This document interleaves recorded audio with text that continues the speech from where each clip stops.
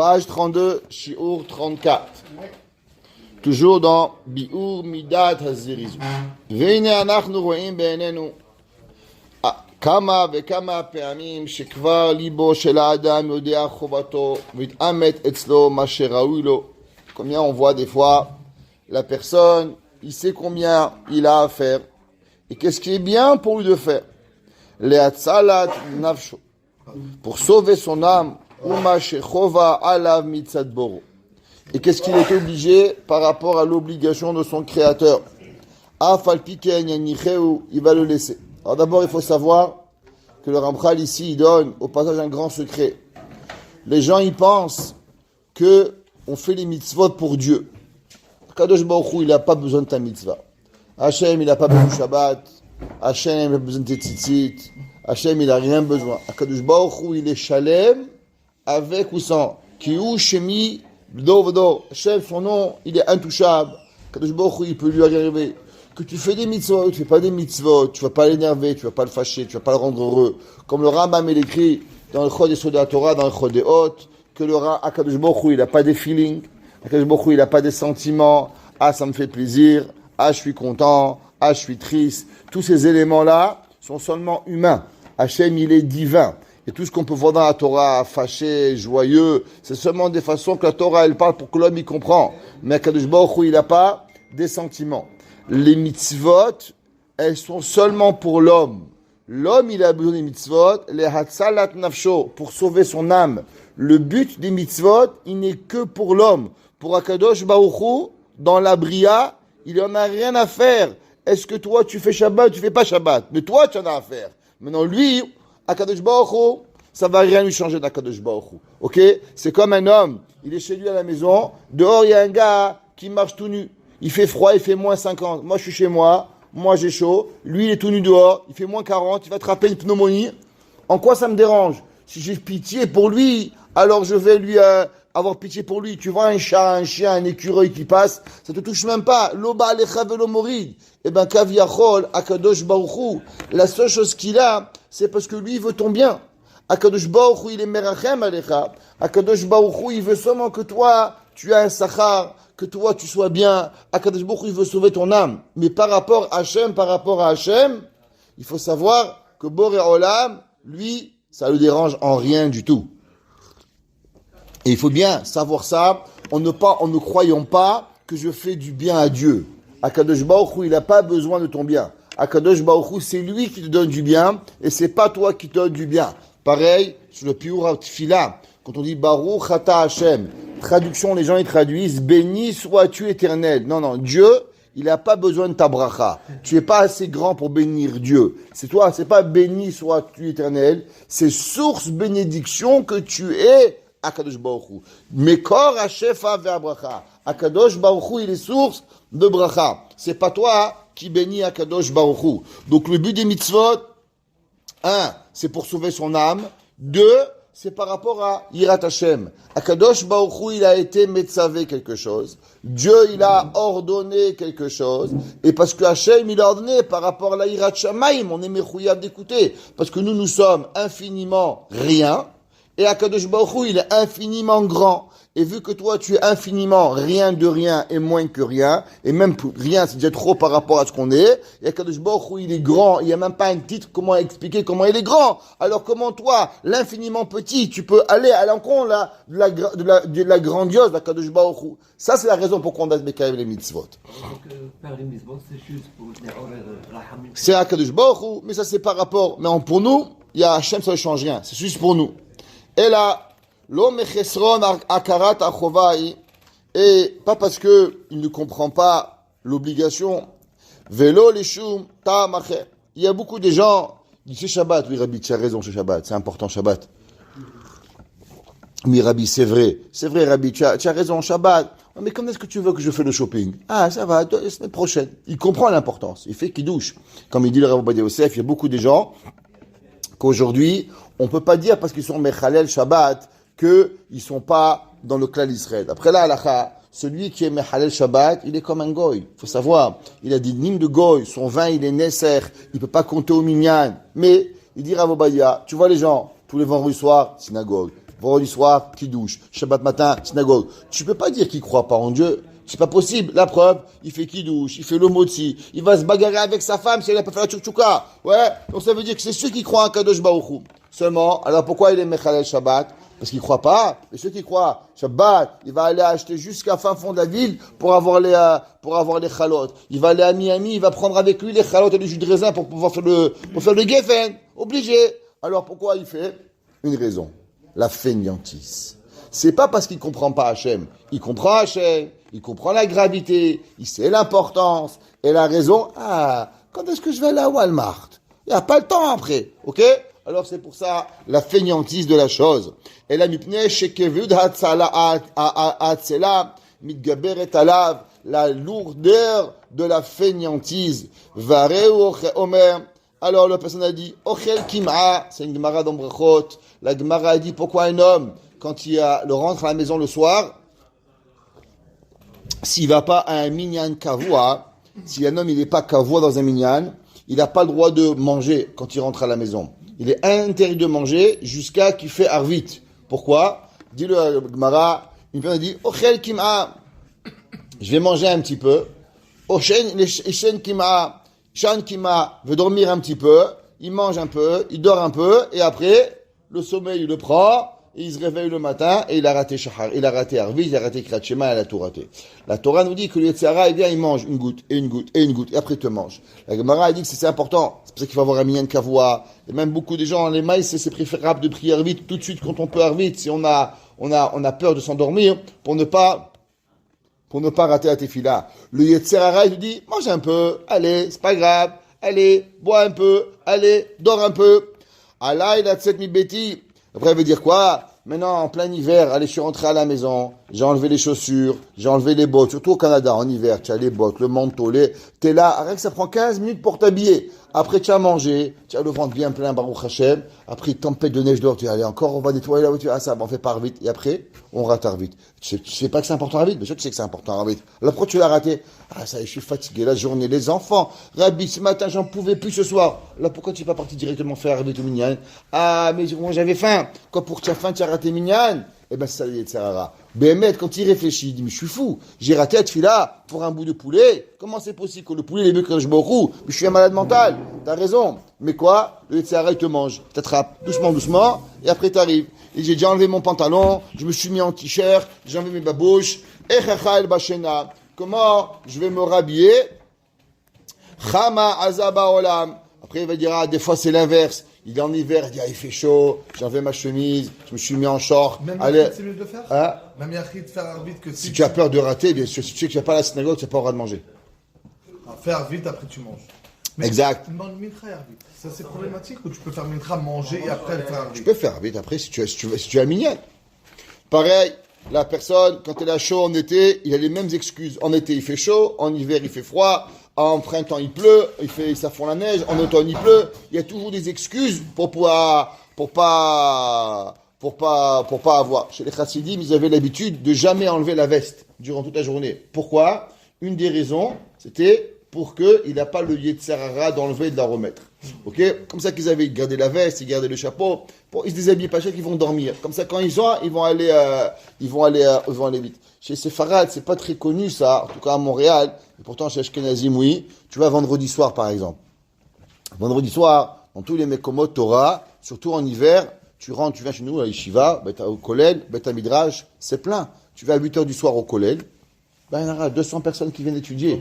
Vendredi soir, les gens, ils finissent de manger, ils prennent les enfants, ils vont faire Havruta avec leurs enfants. Pourquoi? Parce que c'est pas aller, on mange, on boit, on dort, c'est pas mettre au boulot dodo. Il faut être makdish le temps. Dans les yeshivot, dans les mekomot Torah, on pousse énormément. Moi, je vois mes enfants, tous les vendredis soirs, ils ont des activités avec les rabbanim, les rabbis, ils les amènent au collège. Pourquoi? Pour les habituer que vendredi soir, spécialement en hiver, on n'est pas du matin au soir en train de dormir. Pareil en été c'est un peu plus long parce qu'on mange tard, on mange vers 8h30, on finit vers 10h. Alors c'est tard, le Shabbat après-midi, les gens ils finissent prière à 11h, et allez, combien tu vas aller au parc? Combien le parc, le bonosh et l'olam? faut aller, il faut être kovéa 1 heure avant Mincha, 2 heures avant Mincha, on vient étudier, on est kovéa Makom Torah, on prend son fils, on fait une Mishnah avec celui-là, on fait une Gemara avec celui-là. Il faut que l'enfant et le père, il a le réflexe de venir au Beth Midrash. Le Beth Midrash, il doit être une place ou une personne. Les enfants, ils doivent voir, où tu vas papa? Faire Teilim au Beth Midrash. Où tu vas papa? On va à la yeshiva, je vais faire fromage Rashi. Où tu vas papa? On va étudier. Le Beth Midrash doit être une partie intégrale de notre vie. Si on n'éduque pas nos enfants à un jeune âge, alors automatiquement, il y a pas. Même en été, même en hiver. Moi, je me rappelle à l'écoute, j'ai mangé chez le Rosh Yeshiva, Rav David Chustel, Rav Israel Newman, pardon, et on a mangé chez lui, et après le repas, on a fini, on a dit merci à la rabbinite, même quand on voit le Rav, il dit merci rabbinite, et avec nous, il vient au Beth Midrash. J'étais impressionné, le Rosh Yeshiva jusqu'à minuit au Beth Midrash, en train d'étudier, et depuis, on a pris cette habitude de toujours être kova et une Torah, après le repas, prendre une Gemara, prendre un fromage, prendre un Teilim. On ne peut pas faire du manger dodo. Shabbat Kodesh, comment tu peux arriver? Il y avait un Rav, il s'appelle Rav Ephraim, il a écrit Sefer Sha'ar Ephraim là-bas. Là-bas, lui, il a écrit, c'était un Rav polonais, qui était un Dayan, et il était pas chassid Breslev au début de sa vie. Il est devenu chassid Breslev beaucoup plus tard. Il est devenu chassid du Harugat Bosem, le Rav Greenwald. Rav Greenwald, le Harugat Bosem, c'est un grand tzaddik. Quand lui, les gens venaient le voir, ils pouvaient voir sur leur figure s'il avait fait le mikvé ou pas. Et quand un homme il venait, il n'avait pas le droit d'aller voir le rabbi sans faire le mikvé. Et le Harugat Bosem, un jour, ce Rav Ephraimler, il arrivait en ville tard, et le mikvé était déjà fermé la nuit. Donc il n'est pas venu voir le Rav parce qu'il n'avait pas encore fait le mikvé. Il dit demain matin, je vais aller au mikvé, je vais à Tfila et je vais aller voir le Hadmour. Le rabbi, il a entendu que Rabbi Ephraim, il est arrivé en ville, il a couru au Beth Midrash. Il dit Rabbi Ephraim, pourquoi c'est pas venu me voir? Il dit Rabbi, parce que j'ai pas été au mikvé. Il lui a dit, mais toi, tu es le mikvé. C'est toi qui es Metaher, le mikvé. Rabbi Ephraim, il a écrit un livre, ça s'appelle Sefer Oneg Shabbat.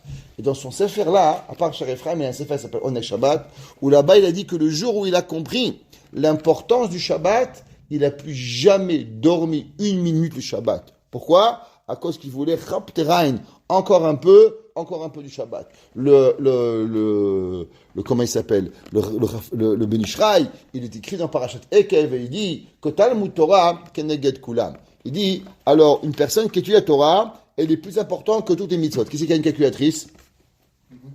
Alors il dit que dans 1 minute, combien de mots on peut dire de Torah? 200. Alors fait 200 fois 613, ça fait 1226. Ok? 1226. Chaque minute de Torah, oui ça? 200 fois 613? Ça marche pas. Pourquoi ça marche pas? 200 fois 613. 122 600. Chaque fois que vous étudiez 2 minutes de Torah, vous faites 122 000... 2 minutes. 122 600 mitzvot. Maintenant, 2 minutes. 1 minute. 1 minute, dans 1 minute, on dit 200 mots. Alors, en disant 1 minute de Torah, on dit 200 mots. Chaque mot de Torah, il est plus grand que toutes les mitzvot, les 113. Donc tu fais 200 mots fois 613, ça fait 122 600. Maintenant, Shabbat, il est plus grand fois 1000. Alors tu augmentes ça fois 1000, 1 million, comment ça fait? 122 millions 600 000 mitzvot par minute de Torah, de mitzvot. Shabbat, chaque minute de Torah, c'est ça. Fais ça 10 minutes, tu arrives à des 1,2 mitzvot. Ça, c'est Shabbat. Il a dit Rabbi Ephraim, comment l'homme, il peut perdre son temps au parc? Comment l'homme, il peut aller perdre son temps à voir? L'homme, bien sûr qu'il doit manger, il doit boire, c'est des enfants. Mais l'homme, il doit être couvert avec la Torah. Très, très, très important. Il arrive maintenant l'hiver. Et si on ne prend pas quelques secondes de réfléchir qu'est-ce qu'on veut, alors on va rentrer à la maison, on fait kidouche, on met le djellabia, on met le babouche, ouais, et après on devient quoi? Un baboucheur, ok? Et on réfléchit, on regarde, après on dit qu'est-ce est là, et voilà, un baboucheur et après on fait rien du tout. Alors, Chavé Shalom, faut pas venir ça. Bon, Hachem, on mange du poisson, on mange de la viande, allez, t'as mangé 2 heures, comment tu vas manger? Comment tu vas faire? Faut me saouler la figure, faut boire qu'on devient saoul. Barminan, on vient au Beth Midrash, on est au Kovaïtim, on prend une chavruta, on étudie, même une demi-heure. Généralement, quand tu prends un tas pour étudier, ça s'appelle le chompichage. Tu connais ce faire?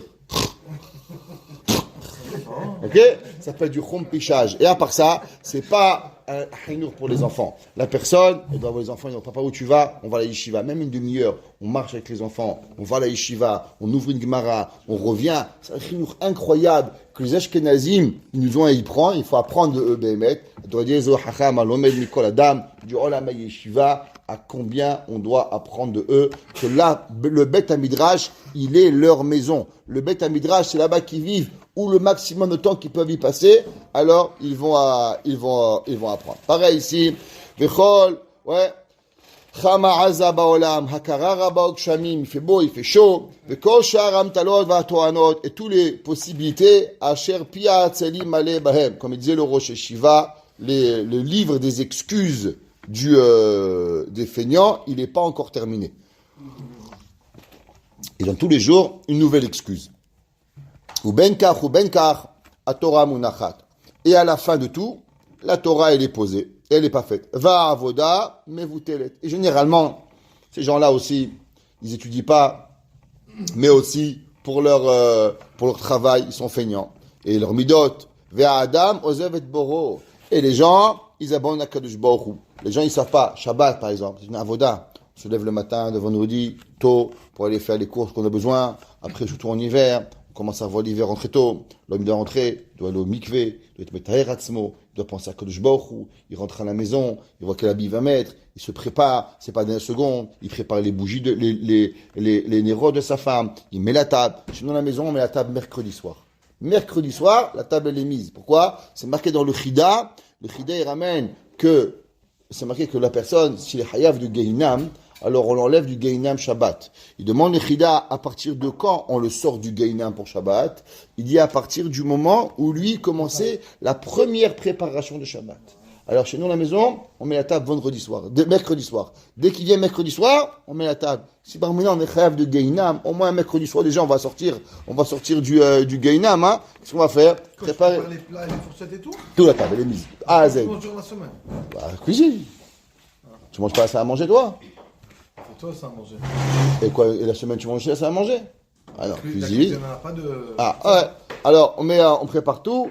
Ici, on pourrait le faire Motzei Shabbat, c'est... Non, parce on commence les 3 premiers jours, c'est les 3 premiers jours de Shabbat. Ça commence seulement jeudi, vendredi, mercredi, jeudi, vendredi, on prépare Shabbat. On commence déjà à sentir le Shabbat. L'homme, il doit déjà commencer à préparer. On nettoie les nérotes, on nettoie le verre de kidouche, on le fait briller. Pour que l'ambiance de Shabbat, l'homme à la maison, elle doit être entourée. La fainéantise, si les gens ils arrivent 3 minutes avant Shabbat, ils disent attends c'est Shabbat ou c'est mardi aujourd'hui? Tu remarques rien. Et les gens tu vas des fois, j'ai invité chez des gens, je me rappelle que j'étais bachour, je me sentais mal, j'avais l'angoisse qui me montait. Tu vois rien, tu sais pas. La mère elle est là, le père il est parti acheter du schnitzel, c'est à la dernière seconde, on fait tout. Il n'y a pas Shabbat. Vendredi matin on se réveille. Il faut déjà la maison, la plaque électrique. Dès qu'on arrive vendredi matin on se lève, on met la plaque, on la prépare, on prépare une érote, on prépare le verre, on prend le jus de raisin, on le met au frigidaire. Il faut faire. La fainéantise, elle nous tue. Et la préparation, la achana, est le plus important. Ou mashamash tomo, ba'atzaltaim, yimach hamekare, ou bishvol hayadaim idlof abayit. Ouais. Alors, avec la fainéantise, il va tomber le plafond, et avec la fainéantise des mains, la maison va s'écrouler. Ve'ulam, im tishal et pi'atzel, yavol echad mamarim rabim mimamare hachamim. Il dit, le Ramchal, et pourtant, vous voyez, quand les gens, tu vas leur parler aux feignants, les feignants, c'est des grands parleurs. En français, on dit que les meilleurs conseillers sont pas les meilleurs faiseurs. Ça veut dire pourtant, ils ont des très très très bons discours. Il y a des gens, ils pourront te parler de l'importance de travailler. Ouais. Et pourtant, tu demandes, qu'est-ce que tu travailles? Moi, je travaille pas, j'ai mal au dos. Moi, j'ai mal aux pieds. Qu'est-ce que tu fais? Ouais, rien. Généralement, c'est des grands parleurs, mais ils font pas grand-chose. Et les versets, ouais, Asher kulam rouleau. Il les connaît par cœur, Baruch Hashem, le feignant. Il a appris la récitation par cœur. Il connaît bien où c'est écrit qu'il faut être chacham, où il faut travailler. Il a une bonne récitation.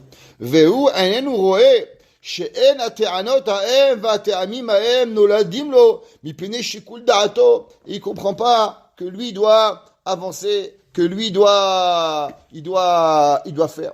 Raconte que 20 jours, Rabbi Sachar Frand, c'est un rosh shiva en Amérique, Il racontait dans un shiur, un grand Rosh Hashiva, si vous avez l'occasion de l'écouter, Behemet, Pirk, Boti Margaliot, il parle, mamash, incroyable, Sachafran, écoutez ces shiurim. Et un jour, il a raconté que toute sa vie, il essaie d'inculquer à ses enfants le Birkat Hamazon. Importance de faire Birkat Hamazon. Et les enfants, Birkat Hamazon, comme si jamais. Et un jour, il était en train de manger à midi, il reçoit un appel d'urgence. Femme, important, il prend le téléphone, d'un coup, il voit l'heure, oi, mincha, il prend la veste et il part. Oh, il rentre dans la voiture, au téléphone, il dit, mais attends, j'ai oublié Birkat Hamazon. Il prend, il fait demi-tour, il repart à la maison, il réfléchit, je repars pas, Birkat Hamazon. Il va, il retourne, il dit, papa, qu'est-ce que tu fais? Tu as raté mincha. Il dit, mais j'ai pas fait Birkat Hamazon. Il dit, mais papa, tu n'as jamais raté mincha la isha de ta vie. Il dit, mais Birkat Hamazon, c'est de Oraïta, qu'est-ce qu'on va faire? Top. Il va de là-bas, il doit aller à Satmar, faire Birkat Hamazon. Et Maïsé, il a perdu 2 heures de seder. Le soir, il arrive à table, il mange. Tout le monde, il vient avec un Birkat dans les mains. Il dit, papa, il a dit, mais ça va, vous allez bien? Vous tombez malade? Il y a un mort? Pourquoi vous êtes tous un Birkat? Il dit, papa, toujours tu as parlé du Birkat Hamazon. Mais on n'a jamais vu à combien c'est important. Que toi, tu es revenu de New York, je ne sais pas d'où tu étais, pour pouvoir faire le Birkat Hamazon. Ça, c'est la plus grande preuve qu'on a vue que le Birkat Hamazon, il est important. Des fois, on parle. Mais tachlit, quand est-ce qu'on fait la chose? Quand est-ce que la personne, il peut arriver et il peut le faire. Qu'on fait un effort, alors automatiquement, la personne, elle voit combien c'est important. Et si vous remarquez, quand on fait des choses, même si route nefesh, on a des bonnes excuses de ne pas faire. Et on le fait, c'est là que ça pénètre dans le cœur de nos enfants de pouvoir le faire. On va pas rentrer des histoires personnelles, mais chacun de nous avons nos propres histoires où on a vu qu'est-ce qui était important, qu'est-ce qui n'était pas. Et là, mimekom, atzal tohem novim. Et en vérité, tout ça vient de sa fainéantise. Asher biota igoveretbo. Parce que la fainéantise, elle grandit chez l'homme, comme on a dit, doucement. Il n'y a pas de limite aux excuses. Matadaato vesichlo, el ateranot haele. Et elles vont détourner son cerveau pour ne pas y arriver. Je vous dis, regardez les gens. Moi, je vois de mes propres yeux. Chaque personne qui commence à arriver en retard à la synagogue, et après je le vois de mes yeux, ça commence la semaine, après c'est Mincha, il rattacherait, après Arvit, il vient à Kriyat Shema, après Shabbat matin, il arrive, et il n'y a pas Kaddish, et plus le temps il arrive, et moins il prie avec Kadosh Baruch Hu. C'est terrible. Et l'homme, il se rend même pas compte. Il y a un jour, on était chez nous à la choule, je me rappelle, il y a 10 ans, on prie à 7h30. Après, on dit, on fait 8h moins quart. Après à 8h, après à 9h, et après même à 9h, ils arrivent en retard. Je dis, mais vous n'avez pas compris. C'est parce que les gens, ils veulent pas arriver à l'heure. Et les gens, ils veulent arriver au milieu de la prière. Ce qu'eux, ils veulent, c'est d'arriver à Ishtabah. Ce qu'ils veulent. Alors, tu commences à 7h30, ils viennent à 8h. Tu commences à 8h, il est 8h30. Pourquoi? Parce que leur kiff, c'est d'arriver, de faire TGV, défilé à grande vitesse, 5 minutes, il arrive, il est comme ça, il se sent bien, Baruch Hashem, il a moins prié avec Kadosh Baruch Hu. Rav Levi Tzrak Ben il disait toujours, les gens, ils sont tellement contents quand il y a un hatar à la synagogue, on ne fait pas tachanoun. Il dit, parce que tu crois qu'il va aller à la maison, et après il parle une demi-heure à la synagogue avec son copain. Il dit, je comprends pas, de quoi tu es content? T'as pas demandé pardon à Hachem quand t'as enlevé 10 mots de la tefila Kadosh Baruch Hu, si t'étais pressé au travail. Mais tu perds une demi-heure après. La personne, quand il prie moins, il a le sentiment d'avoir gagné quelque chose. Il dit, je t'abarre chez mon à combien l'homme, il se rend même pas compte de la fainéantise qu'il y a dans son cerveau. Hachelo Ishma le kol hachamim, qui n'écoute pas les paroles des sages. Ve'anche hadea nichona. Il y avait les Havdil ben million ve'elef avdalot. Bill Gates, il a fait un cours il y a quelques années, peut-être 10 ans, dans une université. Et il a dit, n'oubliez jamais que votre patron, il va être beaucoup plus méchant que votre maman. Et n'oubliez pas que votre patron, il va être beaucoup plus sévère que votre professeur à l'école. Il dit parce qu'à l'école, le maximum, t'as un petit renvoi, un petit mot, on t'envoie à la maison. Maximum, ta mère, elle te punira de chocolat parce que t'as fait une bêtise. Mais il dit, mais quand tu vas arriver au travail et que tu arriveras à 1, 2, 3, eh ben, tu seras retrouvé sans travail, sans aide, tu finiras un homeless. Et si tu crois que la vie, elle est difficile quand tu as 15 ans, t'as pas encore goûté à la vie quand tu auras 30 ans. Ok? Il aurait dit, arrêtez de croire que vos parents et que vos professeurs, ils sont méchants. Ils vont sans moment donné, un petit goût de la véritable vie qui vous attend dans votre vie. Comme ce qu'on a dit, il a dit Bill Gates dans une université. L'homme, il croit, ouais, le professeur, il est méchant, il m'a pas dit, le rabbi m'a pas dit bonjour. Mais qu'est-ce qu'on est? On est des clowns ici. On est à la yeshiva, on étudie, ta femme, faut travailler, des enfants. Et ceux qui ont été bachour, qui n'ont pas été accountable, et bien quand ils étaient grands, c'est pareil. On le voit de nos propres yeux. Tous ceux qui ont été jeunes, ils n'avaient pas cette coire d'arriver à l'heure. C'est très, très, très, très rare quand ils vont vieillir, qu'ils vont avancer pour pouvoir le faire. Il n'y a pas longtemps, il y avait un gars, je connais, c'est un feignant de première classe. Et il y a eu un problème, on a compté sur lui pour quelque chose. Et on dit, gars, tu es obligé de venir. Il dit, oui, promis. Le matin, il ne s'est pas levé. Il a planté 2000 personnes. Comment c'est possible? La fainéantise. La fainéantise, elle n'a pas de limite. Il n'y a pas de harayout. Tu n'as pas harayout pour 10, tu n'as pas harayout pour 100, tu n'as pas harayout pour 2000. Pourquoi? À cause que c'est un feignant. La fainéantise, elle brûle les gens. Il faut savoir que vous ne croyez pas bon pour 10, pour 20. Même pour 1000 personnes, il va arriver à planter les gens. Il n'y a pas de harayout. Pourquoi? Il est juste un feignant. Shlomo HaMelech écrit Omer Chacham Atzel Be'enav Mishiva Mishivetam. Le Chacham, il est feignant dans ses yeux. Mishiva Mishivetam. Ki Atzala ena manechet lo sheye afilu chash le divrei amochichim oto. Il dit pourquoi? Il dit parce que le Chacham Atzel, lui, il excuse toutes ses excuses pour ne pas écouter. Oui, mais moi je suis fatigué, moi je suis marié, moi j'avais des gens, je les connaissais, la vérité. Ils étaient barreaux, tu comprends, après, je me suis marié. Après moi, on s'est marié, on a des enfants. La vie n'était pas comme eux. Je comprenais pas. Lui, il avait 20 ans, il était fatigué. Après, il avait un mariage, il était fatigué. Après, il avait un enfant. Tu vas comprendre. On s'est marié. J'ai toujours pas compris. Je dis, c'est quand que je vais te comprendre? Maintenant, on est déjà un grand-père, on n'a encore pas compris ta feignante. Il dit, explique-moi. C'est quand ta feignante? C'est quand je vais la comprendre? Au Hachem, on la comprend pas. Pourquoi? Mais eux, ils ont des excuses pour pouvoir y arriver. Un jour, mon beau-père, je me rappelle Rabbi Benoli, il m'a raconté, on parlait, il dit, ouais, la pauvre madame, il y a des gens, ils sont fatigués, ils ont 5 enfants. Il m'a dit, mon fils, il y a des gens, le fait d'être mariés, ils sont fatigués.